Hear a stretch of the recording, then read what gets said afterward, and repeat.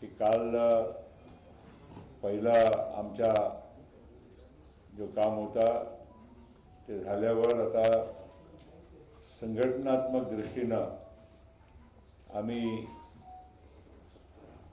मोठ्या प्रमाणामध्ये नियुक्त्या आम्ही करायची आम्ही सुरुवात केली आहे। पक्षाच्या मागच्या दिल्लीच्या 21 जूनच्या कार्यक्रमामध्ये पक्षाने अधिकृत रीतीनं 10 जूनच्या दिल्लीच्या आणि पक्षाने अधिकृत रीतीनं मला राष्ट्रीय कार्यकारी अध्यक्षांची जबाबदारी दिली होती। पण त्याच्या आधी सप्टेंबर 2022 मध्ये जेव्हा पक्षाच्या राष्ट्रीय अधिवेशन दिल्लीमध्ये पार पडला होता, त्या अधिवेशनाच्या नंतर पक्षाच्या वर्किंग प्रेसिडेंटच्या आधी मी पक्षाचा व्हाईस प्रेसिडेंट म्हणून नियुक्त झालो होतो आणि जे जे संघटनात्मक जे काही नियुक्ती होती ती माझ्या माध्यमातून माझ्या हस्ताक्षरांनी मी जाहीर केली होती। त्या अनुषंगाने महाराष्ट्रामध्ये माननीय जयंत पाटील यांची आम्ही नियुक्ती केली होती। संघटनात्मक निवडणुका झाल्या नव्हत्या तरी देखील एक तत्काळ म्हणून काही व्यवस्था असावी त्या हिशोबाने आम्ही जयंत पाटलांना एक या महाराष्ट्र प्रदेशच्या राष्ट्रवादी काँग्रेस पक्षाची जबाबदारी दिली होती। आता च्या पार्श्वभूमीमध्ये मी आज जयंत पाटलांना अधिकृतरीत्या कळवलेलं आहे की त्यांच्या आता हे जबाबदारीतून आम्ही त्यांना मुक्त करतो आणि त्यांच्या जागेवर मी माननीय श्री सुनील तटकरे यांना महाराष्ट्र प्रदेश राष्ट्रवादी काँग्रेस पक्षाच्या अध्यक्ष म्हणून नियुक्त करत आहोत, अशी मी सूचना या प्रेस कॉन्फरन्सच्या माध्यमातून आपल्या सर्वांना मी करू इच्छितो। माननीय सुनील तटकरे नि कारभार पक्षाचा तत्काळ आत्ताच त्यांनी स्वीकारावा आणि कामाला लागावं अशी पण आम्ही सूचना आणि जयंत पाटील साहेबांनी त्यांची जे काही कार्य जे करत आहे, जे जबाबदारी पार पाडत आहे आतापर्यंत त्यांनी सगळे ते हँडओव्हरची प्रक्रिया माननीय सुनील तटकरे यांना करावी अशी आम्ही त्यांना अधिकृत सूचना केली आहे। आणि म्हणून आता या संघटनात्मक एक बदल झाल्यानंतर महाराष्ट्र राज्यामध्ये जे जे काही संघटनात्मक धोरणाची जे काही आणखीन बदल करायचे आहे, नियुक्त्या करायची आहे, प्रदेशाचे अध्यक्षाच्या नात्याने माननीय सुनील तटकरे यांना पूर्णपणे अधिकार राहील की ते बाकीच्या जे नियुक्त्या आहेत त्यांची बॉडी म्हणा किंवा जे आमचे बाकीचे महिला अध्यक्ष असो, युथचे अध्यक्ष असो, बाकीचे जे काही घटक आमचे जे आहे आणि बाकीचे सेल वगैरे त्यांची नियुक्ती आता अधिकृतपणे माननीय सुनील तटकरे या नियुक्तीच्या नंतर करू शकतात। हे आमच्या पक्षाच्या धोरणाप्रमाणे हे आम्ही ठरवलेलं आहे। आणि म्हणून मी एवढाच म्हणेल, आणखीन एक गोष्ट मी सांगू इच्छितो की बऱ्याच हे काही मेसेजेस फिरत आहे, कोणी इथे निवडणूक आयोगाकडे काही शिफारस केली आहे, कुठे विधानसभेच्या अध्यक्षाकडे काही शिफारिश केली आहे की अमुक अमुक लोकांना म्हणजे डिस्क्वालिफाय करण्याची प्रक्रिया सुरू करावी. त्याचप्रमाणे काही केंद्रीय स्तरावर सुद्धा अशाच काही कारवाईसाठी काही पत्र ते आम्हाला आत्ताच काही बघायला मिळाले. माझ्या म्हणणं एकच आहे आणि स्पष्ट मत आहे की कुठल्याही व्यक्तीच्या डिस्क्वालिफिकेशनची किंवा सस्पेन्शनची प्रक्रिया हे काही पक्षद्वारा होऊ शकत नाही आणि सोबतच ते काही निवडणूक आयोगकडे पण याचा अधिकार नाही. तो अधिकार राहतो फक्त स्पीकरकडे आणि त्याची लांब एक प्रक्रिया प्रोसेस केल्याशिवाय या कुठलाही असा निर्णय किंवा कुठल्याही त्यांच्या सूचनाचा अंमल होऊ शकत नाही. आणि म्हणून ही एक स्पष्टीकरण सुद्धा एक पक्षाच्या कार्यकारी अध्यक्ष म्हणून मी आपल्या सर्वांच्या समोर मी प्रस्तुत करत आहे. आता यापुढची बाकीची काही सूचना आहे मी माननीय अजितदादांना मी सूचित करू इच्छितो. आणखीन एक सूचना आम्ही केली आहे जे माननीय अजितदादा पवार यांना आमदारांनी पक्षाच्या विधिमंडळाच्या नेता म्हणून नियुक्त केला आहे आणि माननीय अजितदादा पवार अधिकृतपणे पक्षाच्या वतीनं या विधिमंडळाचे नेत्याची जबाबदारी सांभाळतील. आणि दुसरी एक सूचना आम्ही महाराष्ट्र विधानसभेच्या अध्यक्षांना केली आहे पक्ष म्हणून. कारण प्रतोद जे असतो त्याची नियुक्ती पक्ष करत असते. तो माझ्या सूचनाप्रमाणे आम्ही माननीय अनिल भाईदास पाटील जे आमचे प्रतोद पहिले पण होते त्यांना कंटिन्यू करण्याची आणि या जबाबदारीवर कायम राहण्याची माझ्या पत्राद्वारे मी महाराष्ट्र विधानसभेच्या अध्यक्षाला कळवलेला आहे. आणि म्हणून संघटनात्मक बाबतीत जे जे काही आता आवश्यक जे काही सूचना करायची होती जे काही नियुक्त्या करायची होती ते आम्ही अधिकृतपणे पार पाडलेली आहे. कारण येणाऱ्या काळामध्ये थोड्या दिवसानंतर महाराष्ट्र विधानसभेच्या सत्र सुद्धा होणार आहे आणि त्याच्या अगोदर हे सगळे अधिकृत नियुक्त्या होण्याची गरज होती आणि म्हणून हे सूचना सुद्धा मी तुम्हाला सगळ्यांना मी करत आहे. यापुढची जे काही सूचना असेल मी माननीय अजितदादाला मी माईक देतो त्यांनी आपल्या सर्वांना संबोधन करेल.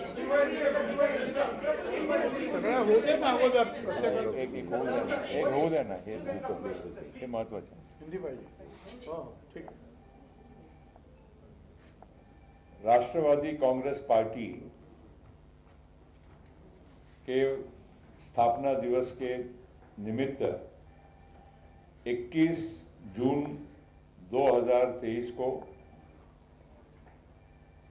मुझे हमारे राष्ट्रवादी कांग्रेस पार्टी का राष्ट्रीय कार्यकारी अध्यक्ष नियुक्त किया गया और उसी के तहत मैं मेरी जिम्मेदारी पार्टी के कार्यकारी अध्यक्ष के नाते निभा रहा हूं. इसके पूर्व सितंबर 2022 में पार्टी का नेशनल एक अधिवेशन हुआ था. उस अधिवेशन में के बाद पहली बार राष्ट्रवादी कांग्रेस पार्टी के उपाध्यक्ष के नाते, क्योंकि ये पोस्ट पहले नहीं थी, मुझे नियुक्त किया गया था और उस अधिकार के अंतर्गत मैंने कई हमारे संगठनात्मक जो नियुक्तियां थी वो करने का काम किया था. खास करके क्योंकि हमारे महाराष्ट्र में और अनेक राज्यों में बल्कि हर राज्य में जो हमारे कॉन्स्टिट्यूशन के आधार पर जो चुनाव पार्टी के होने चाहिए वो हमारे कॉन्स्टिट्यूशन में है, हमारे रूल्स में है कि पार्टी के चुनाव हर कुछ समय 3 साल के मर्यादा में ये होने चाहिए. और क्योंकि हमारे यहाँ चुनाव हुए नहीं थे तो जो पहले के जो पदाधिकारी थे उनको तत्काल कुछ कंटिन्यूटी के लिए चार्ज हमने फिर से दिया था, जिसमें महाराष्ट्र की जिम्मेदारी हमने श्री जयंत पाटिल को दी थी। उस जिम्मेदारी को आज तक हमने उनको वो करने का मौका दिया, लेकिन अभी मैंने राष्ट्रीय कार्यकारी अध्यक्ष के नाते उसमें महाराष्ट्र की जिम्मेदारी आज से श्री सुनील तटकरे जी को देने का फैसला किया है और वो पत्र उनको मैं अभी यहां पर आप सभी के सामने देने वाला हूं। साथ साथ में श्री सुनील तटकरे जी अभी इसमें आगे के भी जो पार्टी के जो संगठनात्मक जो नियुक्तियां हैं, चेंजेस है, वो कर सकते हैं और इसी के तहत वो महिला की अध्यक्षा हो, चाहे यूथ के हो या अनेक जो हमारे जो संगठनात्मक जो घटक है, और साथ साथ में जो हमारी जो और सेल और बाकी इकाइयां हैं, उसकी महाराष्ट्र में वो उस प्रकार की नियुक्ति करेंगे। इसके पहले हमने महाराष्ट्र विधानसभा के अध्यक्ष को कल सूचित किया है कि महाराष्ट्र विधानसभा के जो संसदीय हमारी विधिमंडल जो पार्टी है, इसके नेता श्री अजित पवार चुने गए हैं और उसके साथ साथ, क्योंकि ये नियुक्ति पार्टी करती है और पार्टी के नाते मैंने विधानसभा के अध्यक्ष को पत्र द्वारा सूचित किया है। साथ साथ में हमने जो व्हिप होता है, व्हिप के नाते पार्टी व्हिप अपॉइंट करती है, इसलिए श्री अनिल भाईदास पाटिल जो हमारे व्हिप पहले भी थे, उनको हमने फिर से महाराष्ट्र राष्ट्रवादी कांग्रेस पार्टी विधानसभा के प्रतोद व्हिप के नाते उनको फिर से नियुक्त किया है। तो ये महत्व की जो हमारी संगठनात्मक जो प्रक्रिया है, इसको हमने अभी यहां तक हमने पूरी की है। आगे जैसे जैसे हमारे को जो भी संगठनात्मक कार्रवाई करनी होगी, ये हम आगे आपको समय समय पर सूचित करेंगे। मैं अब माननीय अजीत पवार साहब को कहूंगा कि वो आगे की जो भी कोई सूचना हो वो आपको जरूर यहाँ पर वो बताएंगे। एक मिनिट पहले आत्ताच प्रफुल्लभाईंनी ते सांगितलं, काल त्यांनी सन्माननीय सुनील तटकरे साहेबांची अध्यक्षपदावर नेमणूक केली आणि सुनील तटकरे साहेबांनी ती नेमणूक झाल्यानंतर काही निर्णय घेतले। त्याच वेळेस ते निर्णय काय घेतले ते स्वतः प्रांताध्यक्ष या नात्याने माझ्यानंतर ते सांगतील। पण हे बोलत असताना मी एक बातमी वाचली की एकाला विरोधी पक्ष नेता आणि मला वाटतं त्याच्यामध्ये प्रतोद म्हणून नेमलं गेलेलं आहे। वास्तविक माझं पण विधिमंडळामध्ये बरेच वर्ष मी काम केलेलं आहे। विरोधी पक्ष नेता नेमायचं काम हे विधानसभा अध्यक्षाचं असतं आणि असेंब्ली चालू असताना विधानसभा अध्यक्ष जी पार्टी सत्तेवर नाहीये, विरोधी पक्षात आहे, त्याच्यामध्ये सगळ्यात जास्त संख्या ज्या पक्षाची असते त्याचा अध्यक्ष म्हणून, विरोधी पक्ष नेता म्हणून अध्यक्ष नेमणूक करतात। हे कदाचित आपल्याला पण पत्रकार या नात्याने माहिती असेल। पण निव्वळ आम्ही जे सगळेजण राष्ट्रवादी काँग्रेस पक्षात आहोत त्याच्यातल्या आमदारांच्या मध्ये एक समरावस्था निर्माण व्हावी, त्यांच्यामध्ये भीती निर्माण व्हावी म्हणून अशा प्रकारच्या काही गोष्टी करण्याचा प्रयत्न हा त्या ठिकाणी केला जातो। त्याला काही अर्थ नाही। या संदर्भामध्ये शेवटी बहुसंख्य आमदार हे राष्ट्रवादी काँग्रेस पक्षाबरोबर आमच्याबरोबर आहेत। आम्ही सगळेजण एकत्रपणे काम करतोय पुढेही आम्ही महाराष्ट्राच्या भल्याकरता काम करत राहणार. राष्ट्रवादी काँग्रेस पक्षाच्या बळकटीकरणाकरता काम करत राहणार आणि तसंच देश पातळीवर जे नरेंद्र मोदी साहेबांचं नेतृत्व आहे त्या नेतृत्वाखाली देश जो आगेकूच करतोय त्याचाही पाठिंबा देत त्या गोष्टीला त्याच्यामध्ये त्या केंद्राचा फायदा देखील राज्याच्या विविध विकास कामांच्या करता जो निधी लागतो, परवानग्या लागतात, इतर काही गोष्टी लागतात, त्याचा पण त्याच्यामध्ये व्हावा. आपल्याला सगळ्यांनाच माहिती आहे की जर केंद्र सरकार वेगळ्या विचाराचं, राज्य सरकार वेगळ्या विचाराचं असतं तर त्या राज्यातल्या जनतेवर नाही म्हटलं तरी विकास कामाच्या बाबतीमध्ये कुठंतरी निधीच्या बाबतीत कमतरता राहते. हे अनेक वर्ष आपण सगळेजण बघत आलेलो आहोत आणि त्यामुळं जे काही काल काही प्रेस घेऊन काहींनी सांगण्याचा प्रयत्न केलेला आहे त्याच्यामध्ये आम्हीच राष्ट्रवादी काँग्रेस पक्षाच्या प्रमुख असल्यामुळं आणि आता प्रांताध्यक्ष या नात्याने कालपासून सुनील तटकरे साहेबांची नेमणूक केली गेली असल्यामुळे आम्ही जे करतोय ते पक्षाच्या हिताचंच करतोय. त्याच्यामध्ये त्यांनी सांगून काही आमच्या 9 लोकांना नोटीस काढली वगैरे काढली, त्यांना काही नोटीस काढण्याचा अधिकार नाहीये. शेवटी पक्ष आणि चिन्ह हे आमच्या बरोबर आहे असं. तो महाराष्ट्र में महासियासी उलटफेर हो रहा है और काफी तेजी से जो है पूरे घटनाक्रम वे बदले हैं. आपने अभी सुना प्रफुल्ल पटेल को और आपने सुना अजीत पवार को भी. प्रफुल्ल पटेल ने कहा है कि अजीत पवार हमारे नेता चुने गए हैं. हमने स्पीकर को भी ये सूचित किया है कि अनिल पाटिल जो पहले भी चीफ विप थे हमारे चीफ विप रहेंगे. हमें जो भी नियुक्ति करनी होगी हम मानसून सत्र से पहले आधिकारिक तौर पर सब कुछ कर लेंगे. और उन्होंने ये भी कहा प्रफुल्ल पटेल ने कि 21 जून को पार्टी का कार्यकारी अध्यक्ष मुझे नियुक्त किया गया था. इससे पहले हमने जयंत पाटिल को महाराष्ट्र प्रदेश अध्यक्ष की जिम्मेदारी दी थी. मैं राष्ट्रीय कार्यकारी अध्यक्ष होने के नाते अब ये पद सुनील तटकरे को सौंपता हूं.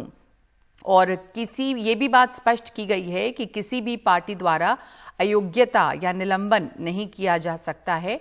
ईसीआई के पास वे अधिकार नहीं है. यह अधिकार स्पीकर का है और ये एक लंबी प्रक्रिया है और स्पीकर की मंजूरी के बिना ये नहीं हो सकता.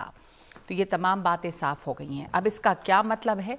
हमारे साथ महाराष्ट्र से कई वरिष्ठ पत्रकार भी जुड़े हैं, हमारे साथ कुछ नेता भी हैं. जयंत मयंकर हैं वरिष्ठ पत्रकार, रवि किरण देशमुख वरिष्ठ पत्रकार, समर खड़ास वरिष्ठ पत्रकार, राकेश शेट्टी प्रवक्ता कांग्रेस, आसिफ भामला नेता बीजेपी. सबसे पहले इस अजीत पवार को सुना गया और जब हमने सुना प्रफुल्ल पटेल को, प्रफुल्ल पटेल ने ये साफ कर दिया है कि कहीं कोई अयोग्यता भी नहीं होने वाली है. तो जयंत मयंकर जी, ये साफ है कि अब आपको क्या तस्वीर अब नजर आ रही है? आपने सुना प्रफुल्ल पटेल ने काफी चीजें साफ की हैं. इसके पहले एक शक्ति प्रदर्शन की बात हो रही थी एकनाथ शिंदे की तरफ से. यहां पर लगातार बैठकें या मीटिंग्स हुई हैं अजीत पवार और देवेंद्र फडणवीस के बीच में, जहां पे कोई भी शिंदे गुट का नहीं रहा है. शिंदे अलग थलग पड़े हैं और यहां इस खेमे में अब सब ठीक है, क्या ये कहा जा सकता है? ये सही है कि पवार के आने के बाद शिंदे गुट अलग थलग हो गया है और ये भी हो सकता है, यानी यहाँ तक की बातें मीडिया में चल रही है कि क्या इसका मतलब ये निकले कि महाराष्ट्र के मुख्यमंत्री में भी बदलाव हो जाए. तो ये आगे चलकर ये भी हो सकता है, क्योंकि आज जो है ये दोनों ग्रुप मिला के, यानी तीनों ग्रुप मिला के बीजेपी के साथ बीजेपी समर्थक या सरकार समर्थक एमएलए की संख्या 190 तक चली गई है. और इसमें एक प्रकार से ये 16 एमएलए का जो एक इश्यू है जो स्पीकर के पास पड़ा हुआ है, उसके ऊपर अगर कुछ निर्णय आ जाए तो वो एक कारण दिखा के एक प्रकार से महाराष्ट्र की राजनीति में हमको जिस प्रकार से चाहिए, 3 नहीं जो हमको चाहिए उसी प्रकार से, क्योंकि एक तरह की एक नाराजगी चल रही है शिंदे और फडणवीस के बीच में, जिसके बारे में उन्होंने कहा था कि कुछ 5 मंत्रियों को हटाओ, तो वो माना नहीं गया था. फिर उसके बाद उन्होंने एक एडवर्टाइज दी थी जिसके ऊपर भी बहुत सी कंट्रोवर्सी हुई थी. तो मेरे ख्याल से एक प्रकार से शिंदे पूरे अलग थलग हो गए हैं.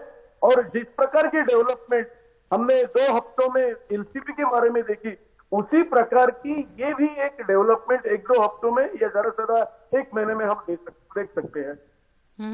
रवि किरण जी, आपको क्या लग रहा है इस समय ये सवाल अब जो था कि असली एनसीपी कौन है, वैसे ही जैसे कि जब 1 साल पहले शिंदे ने बगावत की थी और वो सरकार में शामिल हो गए तो असली शिवसेना का प्रश्न लंबे समय तक खड़ा था, बाद में उनकी जीत होती है वो अलग बात है, लेकिन अभी जो असली एनसीपी वाली बात है, अब जब प्रफुल्ल पटेल और अजित पवार ने कई बातें साफ की हैं तो क्या दिखता है एनसीपी का भविष्य? क्या इस पर कोई अभी टकराव है? भले ही शरद पवार कह रहे हों कि वो पार्टी को फिर से खड़ा करेंगे, लेकिन जो संख्या बल है और जिस तरह की बातें साफ की प्रफुल्ल पटेल ने, कहीं कोई अयोग्यता का मामला नहीं हो सकता, कोई पार्टी किसी को अयोग्य करार नहीं दे सकती, स्पीकर का ये अधिकार है, वो एक लंबी प्रक्रिया है, यानी कि अभी ये सब कुछ एक कंट्रोल में दिखता है। नहीं, कंट्रोल में तो नहीं दिख रहा है, क्योंकि कल शाम को ही जब एनसीपी के नेताओं ने विधानसभा के अध्यक्ष मिलिंद अपने नार्वेकर को जब उन्होंने पिटीशन फाइल की उनके साथ 9 लोगों के खिलाफ एक्शन लेने के लिए, तभी ये मामला साफ हो गया कि राष्ट्रवादी कांग्रेस के मुखिया शरद पवार ये सारा जो पार्टी में मामला चल रहा है उसको इतना सीधे तरीके से नहीं ले रहे हैं। उसके बाद मामला गर्माता गया और आज हम देख रहे हैं कि प्रफुल्ल पटेल और अजित पवार ने एक अलग निर्णय लिया है। अब इसमें 2 बातें आती हैं। विधानसभा के अध्यक्ष राहुल नार्वेकर, उच्चतम न्यायालय का जो फैसला शिवसेना के बारे में आया था कि सही पार्टी कौन सी है विधानसभा के परिक्षेत्र में, इसका फैसला, इसका निर्णय विधानसभा के अध्यक्ष ले सकते हैं, ये उनका अधिकार है। लेकिन हमारा जो एक दूसरा कानून है जी, जिसके तहत निर्वाचन आयोग जो है वो पार्टी की मान्यता और पार्टी के जो घटना होती है उनकी कॉन्स्टिट्यूशन, उसको मान्यता देने का काम या सारा जो उनका जो काम कारोबार है वो देखती है। इसमें 2 बातें हैं। क्या निर्वाचन आयोग के पास कौन जा रहा है, कौन चैलेंज कर रहा है, क्योंकि ये मामला अभी सामने नहीं आया तो जब अभी रवि किरण जी, जो पवार साहब कह रहे हैं, शरद पवार के स्पीकर को अजीत पवार और 8 एनसीपी विधायकों के डिस्क्वालिफिकेशन की अपील की गई है, उसका क्या? नहीं, उसका तो यह है कि कल उन्होंने 9 लोगों के खिलाफ ये जो पिटीशन फाइल की है, अभी लगता है कि ये मामला विधानसभा अध्यक्ष नार्वेकर जी के हाथ में जाएगा और वो निर्णय लेंगे। और इन्होंने अजित पवार वाले ग्रुप ने अभी एक उनके ऊपर काउंटर ये सबमिट किया है, अपना जो कहना है उनका सबमिशन किया है। अभी दोनों को सामने रखते हुए अपना निर्णय लेंगे वो। अभी इसमें एक देखना चाहिए कि राहुल नार्वेकर क्या तुरंत इसकी सुनवाई शुरू कर देते हैं या वो समय लेना चाहते हैं आराम से। अगर जैसे शिवसेना के बारे में वो ले रहे हैं समय, कोई निर्णय नहीं आ रहा है ना, उन्होंने शिवसेना के किसी नेताओं को अभी तक समन्स नहीं भेजा है कि मेरे सामने पेश हो जाइए और अपना जो पक्ष है वो रखिए मेरे सामने, ऐसा तो नहीं कहा है। तो लगता है ये मामला आगे चलता जाएगा और इसमें निर्णय तुरंत नहीं आएगा। और ये सब कुछ जो हुआ, अजित पवार के साथ विधायक आए, उसके बाद भाजपा को लगता है कि अब जो जिस तरह का संख्या बल है, मजबूती है उनकी सरकार में, और ऐसे में आसिफ बामला साहब, क्या अब ऐसा ये महाराष्ट्र में जो घटनाक्रम हो रहे हैं उस पर देखिए सभी लोग किससे बात कर रहे हैं, सबका अपनी अपनी एक इस पर एनालिसिस है, एक आकलन है, तो बहुत तरह की बातें सामने आ रही हैं। और एक बात ये भी है कि अब भाजपा को जरूरत नहीं है एकनाथ शिंदे की, जैसे वो अलग थलग से दिख भी रहे हैं, और यहाँ पर लगातार देवेंद्र फडणवीस और अजित पवार की बातचीत होती है, वो अलग शक्ति प्रदर्शन की अपनी बात करते हैं। तो क्या बीजेपी को अब बिना एकनाथ शिंदे के वहां पे सरकार में बने रहना आसान लग रहा है? तो एकनाथ शिंदे अब जरूरी नहीं है बीजेपी के लिए, ऐसा कहा जा रहा है? नहीं, बिल्कुल नहीं। अभी मैंने ट्वीट देखा देवेंद्र जी, एकनाथ शिंदे जी दोनों एक कार्यक्रम में, और ऐसी कोई बात ही नहीं। मुख्यमंत्री आदरणीय एकनाथ शिंदे जी रहेंगे। केंद्र में नरेंद्र मोदी जी के नेतृत्व में राज्य में ये सरकार चलेगी, जिसमें राष्ट्रवादी कांग्रेस, शिवसेना तो ये जो तमाम भारतीय जनता आसिफ बामला पार्टी साहब, फिर मिलकर ये जो बैठकें हो रही थी जिसमें कहा गया कि शायद पावर शेयरिंग की बात हो रही है, बंटवारे की सीट माफ कीजिएगा, जो कैबिनेट मंत्रिमंडल कैसे होगा, उसमें कहाँ नजर आए ना एकनाथ शिंदे ना उनके गुट का कोई, वो एक अलग शक्ति प्रदर्शन की बात करें, यहाँ अजीत पवार और यहाँ फडणवीस जी हैं। इसके पहले जब महाविकास आघाड़ी की सरकार थी तब भी 3 पार्टियां थी, आज भी 3 पार्टियां, कोई नया या कोई रॉकेट साइंस नहीं है। जहां तक उनके अपने मंत्री मंडल के जो मंत्री की शपथ हुई है उन्हें क्या मंत्रालय देना चाहिए, उसकी चर्चा भारतीय जनता पार्टी जो कि एक सिंगल लार्जेस्ट पार्टी है इस राज्य में, वो उन्हीं के पार्टी से दरमियान करेगी। अब इसके पहले जब उद्धव जी के सरकार थी और कांग्रेस की थी तो उनके मंत्री उन्होंने बताया होगा कि भाई इस मंत्री को ये दीजिए, ये मंत्रालय इस दीजिए। पूरी प्रक्रिया से शिंदे साहब अलग हैं थोड़ा।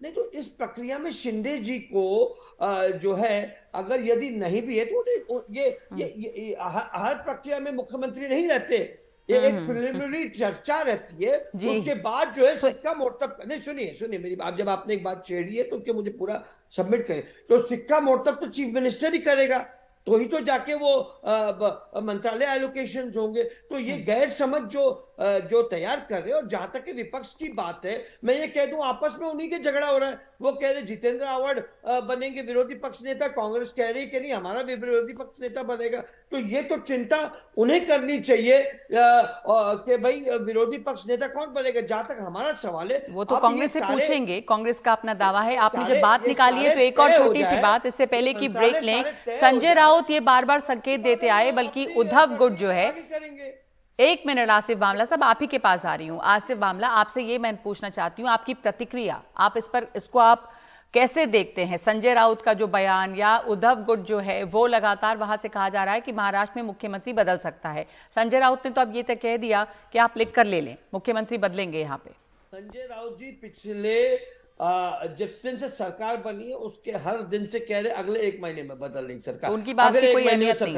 अब उनको खुद लोग सीरियस नहीं ले रहे हैं, अन्य चैनल ने उनका बाइट लेना बंद कर दिया है। ये तो एक प्रख्यात चैनल है एनडीटीवी, जिसको हम सब समझते हैं कि एक अच्छा चैनल है। कम से कम अब इन्होंने भी इनकी बातों को नजरअंदाज करना चाहिए, क्योंकि वो ही उल्टे मुंह गिरे हुए। आज उनकी स्थिति क्या रही है मुझे आप बताइए। आज उनकी पार्टी ठीक है, उनकी जो भी आप कह रहे हैं उनकी बातों को गंभीरता से नहीं लिया जाए, तो यानी कि महाराष्ट्र में मुख्यमंत्री नहीं बदलने वाला, आप ये कह रहे हैं कि संजय राउत की बात को गंभीरता से नहीं लेना चाहिए। बाकी जो हमारे साथ मेहमान जुड़े हैं, पत्रकार भी हैं हमारे साथ, कांग्रेस के भी नेता हैं। एक ब्रेक लेंगे और हम वापस लौटते हैं इस चर्चा पे। महाराष्ट्र में महाराजनीति जो चल रही है उस पर वापस आएंगे।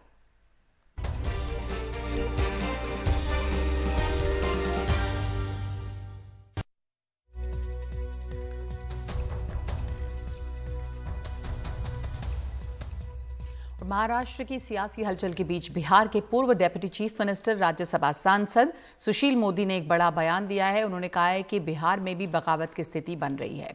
नीतीश ने 17 साल में किसी विधायक सांसद को समय नहीं दिया। जब से नीतीश ने राहुल को नेता स्वीकार किया, तेजस्वी यादव को अपना उत्तराधिकारी बना दिया, तब से ही जेडीयू में विद्रोह की स्थिति है। तो ये सब वहाँ पर से भी चर्चा इस समय हो रही है कि महाराष्ट्र में जो हुआ है उसके बाद अब बिहार में क्या। लेकिन पहले महाराष्ट्र की बात कर लें, और हमारे साथ हमारे तमाम मेहमान मौजूद हैं।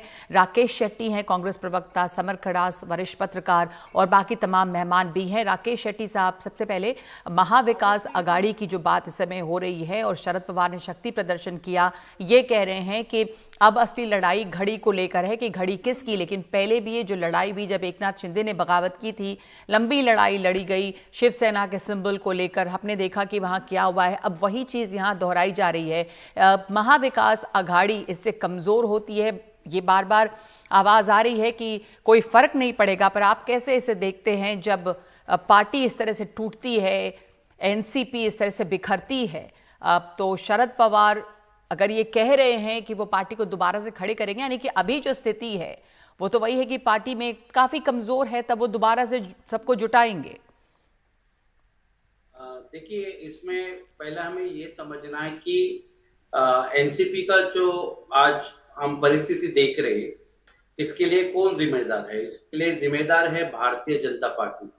जिस भारतीय जनता पार्टी ने अजित पवार को इरिगेशन स्कैम का मास्टरमाइंड और सर्वे सर्वा कह रही थी, उसी अजित पवार के खिलाफ पूरे भारतीय जनता पार्टी ने पूरे महाराष्ट्र में आंदोलन किया था। हर मंच पे वोट जो मांगा गया था वो अजित पवार के खिलाफ, और ये वादा किया था महाराष्ट्र की जनता को कि अजित पवार को जैसे हम सत्ता में आएंगे हम उनको, सुनील तटकरे जी को जेल भेजेंगे जी। मगर आज जो भारतीय जनता पार्टी का वोटर है वो बहुत निराश होगा ये देखकर कि जिस व्यक्ति के खिलाफ हमने वोट डाला है उसी व्यक्ति को इन्होंने डिप्टी सीएम बनाया।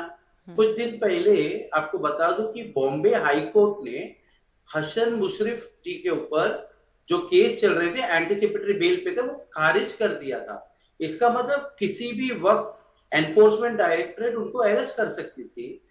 आज भारतीय जनता पार्टी ने उनको मंत्री पद का शपथ दिलाया, तो क्या जवाब देंगे वो एनफोर्समेंट डिपार्टमेंट को, क्या जनता को जवाब देंगे? अभी जो वोटर है भारतीय जनता पार्टी को वो इतने कंफ्यूज स्टेट में रहेंगे कि जिन लोगों के खिलाफ हमने वोट डाला, जैसे आप एकनाथ शिंदे और उनके 40 ठीक है, अगर उनके वोटर्स कंफ्यूज, आप एक बात कह रहे हैं कि अजीत पवार के खिलाफ वोट मांगा, अजीत पवार के ऊपर भ्रष्टाचार की बात की गई और अब अजीत पवार जो है वो डेप्यूटी चीफ मिनिस्टर बन रहे हैं। आसिफ बामला, बीजेपी के वोटर्स कंफ्यूज हैं कि हो क्या रहा है। पहले जिनके खिलाफ वोट मांगा जाता है, जिनके ऊपर इतने आरोप लगाती है बीजेपी, वो ये बार बार विपक्ष कहती है कि एक वॉशिंग मशीन है यहाँ पर, जैसे ही आप बीजेपी ज्वाइन करते हैं सारे आरोप धुल जाते हैं। ये वापस यही बात साबित हो रही है। ये सारी श्रृंखला तो कांग्रेस के प्रवक्ता को समझना अभी चाहिए। क्या हुआ? नहीं, शुरू तो आप ही ने किया। शुरू किया या नहीं किया, आप फॉलो कर रहे हैं या नहीं? हमें एब्सोल्यूट मैंडेट मिला था। अजीत पवार के ऊपर आरोप लगाए थे पहले, अभी अजीत पवार वापस बीजेपी में हैं। हम ले रहे ना, आरोप ले रहे हैं। हम आरोप लेने के पहले आरोप देने की भी तो क्षमता रखे ना। अरे आपसे जो पूछा जा रहा है आप उसके ऊपर मेरे ख्याल से बताएंगे तो बेहतर होगा क्योंकि समय कम है। पर आपने उस अजीत पवार को, जब आपने विरोधी दल का नेता सारे सर्वदलीय नेताओं ने चुनकर जब आपने बनाया तो कोई प्रॉब्लम नहीं। आपने मिलकर जब उसको डेप्यूटी चीफ मिनिस्टर बनाया, पर राकेश शेट्टी, ये तू मैं कि आपने पहले कांग्रेस ने किया, बीजेपी कर रही है, फिर आप कहेंगे बीजेपी कर रही है। इस समय मैंने आपसे पूछा था राकेश शेट्टी, एक सेकंड आसिफ बामला साहब, राकेश शेट्टी, महाविकास अघाड़ी की स्थिति कमजोर होती है इस समय, ये आप मानेंगे? बिल्कुल नहीं। देखिए, जिस तरह हम अगर ग्राउंड रियलिटी देखते, एकनाथ शिंदे और 40 आमदार जाने के बाद आपने देखा होगा कि जो क्राउड है, जो वोटर है, वो उद्धव ठाकरे जी के साथ है, आदित्य ठाकरे जी के साथ है। उसी तरह एनसीपी के जो लॉयल कार्यकर्ता है और जनता है वो जो है वो शरद पवार। अब ये देखना होगा कि एनसीपी के कितने लॉयल कार्यकर्ता और वर्कर्स बचते हैं वहां पर। एक बड़ी संख्या में लोग अजीत पवार के साथ गए। हमारे साथ समर खड़ास वरिष्ठ पत्रकार जुड़े हैं। समर खड़ास जी, एक ओवरऑल व्यू से में आपको क्या लगता है, क्या आप मान रहे हैं इससे कि एकनाथ शिंदे अलग थलग पड़ते हैं, एकनाथ शिंदे का भविष्य जो है वो खतरे में है अजीत पवार की एंट्री के बाद? नहीं, मुझे ऐसा बिल्कुल नहीं लगता है कि एकनाथ शिंदे जी का भविष्य जो है वो अजीत पवार जी के आने के कारण। आपको नहीं लगता कि सीएम बदल सकते हैं? नहीं, बिल्कुल नहीं लगता। इसका कारण ये है, आप देखिए कि ये जो पूरा सियासी खेल बना है वो महाविकास आघाड़ी का जो वोट शेयर है, मतलब शिवसेना, राष्ट्रवादी कांग्रेस और कांग्रेस का, वो उसमें सेंध नहीं लगा पाई भारतीय जनता पार्टी। शिवसेना तोड़ने के भी बाद, शिवसेना टूटने के भी बाद उद्धव ठाकरे को जो सिंपैथी मिली, उस सिंपैथी के कारण उनके ध्यान में आया कि ये सेंध वो नहीं लगा पा रहे और इसी कारण जो है अजीत पवार जी को उन्होंने सरकार में ले लिया है। अब सवाल ये है कि इसके बाद शरद पवार आज जिस तरीके से निकले हैं, तो जिस तरह से उद्धव ठाकरे जी को सिंपैथी मिली है उनके जनाधार में, तो शरद पवार जी का जो जनाधार है जो पश्चिमी महाराष्ट्र में ज्यादा करके है और मराठा स्ट्रॉन्ग बेल्ट में उनका सबसे ज्यादा जनाधार है, तो ये सिंपैथी अगर शरद पवार भी गेन करते हैं तो उनकी दिक्कतें बढ़ने वाली है। और इसीलिए ये सिलसिला ये आज का नहीं है कि 2-3 महीने से प्रयास चल रहे थे और शरद पवार जी को मनाने की भी कोशिश की गई एनसीपी के अंदर, लेकिन शरद पवार जी नहीं माने। वो चाहते थे कि शरद पवार के साथ में हम बीजेपी को ज्वाइन करें, लेकिन शरद पवार ने नहीं माना। तो इसमें शिंदे जी को हटाने की कोई बात ही नहीं आती, क्योंकि अगर शिंदे जी को हटाएंगे तो सारा खेल उलट पुलट हो सकता है, क्योंकि पहले ही उद्धव ठाकरे को सिंपैथी है। अगर शिंदे को हटाते तो शिंदे के साथ जो एमएलए है उसमें से कई एमएलए वापस जा सकते हैं शिवसेना के पास, तो ऐसे में पूरा खेल बिगड़ सकता है। तो शिंदे जी को हटाने की कोई बात ही नहीं है, इसीलिए तो अजीत पवार ने डिप्टी चीफ मिनिस्टर की जो ओथ है वो ली है। अदरवाइज अजीत पवार तो सीएमशिप के बहुत स्ट्रॉन्ग कंटेंडर थे। ठीक है, तो लेकिन उसके बावजूद वो डीसीएम बने। आपको ये लगता है कि इसकी वजह है शिंदे जी को हटाने से सारा खेल और ज्यादा उलट पुलट होगा? तो एक ये भी नजरिया है देखने का कि यहाँ पर ऐसा कुछ होने वाला नहीं है, सीएम नहीं बदलेंगे, लेकिन कुछ लोग ये भी हैं जो मानते हैं कि क्या शिंदे जी की कुर्सी जो है वो खतरे में है। धन्यवाद अब आप तमाम लोगों का हमारे साथ जुड़ने के लिए। महाराष्ट्र की जो घटनाक्रम है उसमें लगातार कई बदलाव आ रहे हैं, कई बातें अब साफ हुई हैं। अजीत पवार सामने आए और प्रफुल्ल पटेल जिन्होंने प्रेस कॉन्फ्रेंस की है। 5 की बात में एक ब्रेक ले रहे हैं, हम लौटते हैं खबरों के साथ।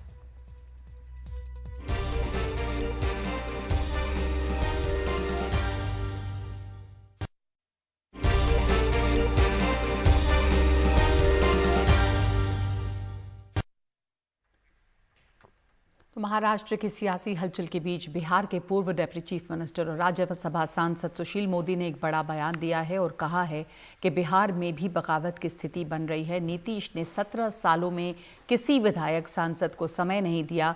जब से नीतीश ने राहुल को नेता स्वीकार किया, तेजस्वी यादव को अपना उत्तराधिकारी बना दिया, तब से ही जेडीयू में विद्रोह की स्थिति है। जेडीयू पर वजूद बचाने का संकट मंडरा रहा है। नीतीश कुमार को बीजेपी अब स्वीकार नहीं करेगी। नहीं आ ही सकते। देखिए, बड़ी संख्या में लोग हम लोगों के भी संपर्क में हैं, लेकिन अब किसको लेंगे नहीं लेंगे, लेना कि नहीं लेना, बहुत सारी चीज़ों पर निर्भर करता है। लेकिन कुल मिलाकर एक अस्थिरता का माहौल है, एक जनता दलियों के अंदर एक उदासी है, लोगों का अपना भविष्य अंधकार में दिखाई पड़ रहा है। उनको लग रहा है कि नीतीश कुमार के बाद क्या होगा, बहुत हो गया, आपको 17 साल हम लोगों ने ढोया, अब बीजेपी नीतीश कुमार को न तो स्वीकार करेगी और नहीं ढोने के लिए और भविष्य में तैयार है। और हमारे सहयोगी सोहित ने खास बात की है छगन भुजबल से। कैबिनेट मंत्री छगन भुजबल मौजूद हैं। भुजबल साहब, एक छोटा सा सवाल होगा। आज गुरु पूर्णिमा की बात आपने की है। भुजबल साहब एक छोटा सा सवाल होगा। भुजबल साहब, आज आपने गुरु पूर्णिमा की बात की है। एनसीपी प्रमुख शरद पवार को आप क्या कहना चाहेंगे, क्योंकि वो अभी भी अलग अलग जगहों पर, सातारा पर भी गए थे, क्या कहेंगे? जो थोड़ा सा जो है वो नाराज है। हाँ। मैं समझता हूँ कि उनकी नाराजगी दूर हो जाएगी। आपने अकेले ने पहले बात किया था, कल पवार साहब ने भी कहा था, क्या उसके बाद भी बात करने की प्रयत्न की है? क्या हुआ? अभी भी जो है थोड़ा जो है, हर घर में थोड़ा सा झगड़ा होता है। हाँ। क्या बर्तन को बर्तन लगता है, आवाज होता है। हम जो है वो सब जो मैं समझता हूँ कि सारी बातें जो है एक दूसरे को हम समझ लेंगे और पूरा जो है जो झगड़ा जो है खत्म होगा और हम एक साथ पार्टी में काम। आपको लगता है वो आपकी बात मानेंगे और वो आ जाएंगे वापस? हाँ भाई, क्यों नहीं मानेंगे। हमने भी उनके साथ 35 साल काम किया है। चलिए सर, उनकी बेटी भी तो वर्किंग प्रेसिडेंट है, क्या उनसे बातचीत चल रही है आप लोगों की? हाँ, करते हैं ना, हमारे कुछ लोग बातचीत करते हैं। बिल्कुल। तो जिस तरह से हमने सुना, छगन भुजबल हैं जो अभी कैबिनेट मंत्री भी हैं, उनका कहना है कि शरद पवार को मनाने की कोशिश की जाएगी। जो प्रेस कॉन्फ्रेंस हुई है उसके बाद उन्होंने ये बात की है। देखना ये होगा कि एक तरफ शरद पवार सड़कों पर प्रदर्शन कर रहे हैं, शक्ति प्रदर्शन कर रहे हैं, ये कह रहे हैं कि सुनील तटकरे, प्रफुल्ल पटेल को हटाया जाएगा। दूसरी तरफ छगन भुजबल का कहना है कि वो शरद पवार को मनाने में कामयाब रहेंगे। मुंबई से कैमरा पर्सन प्रवीण जिरोहित के साथ सोहित मिश्रा, एनडीटीवी इंडिया।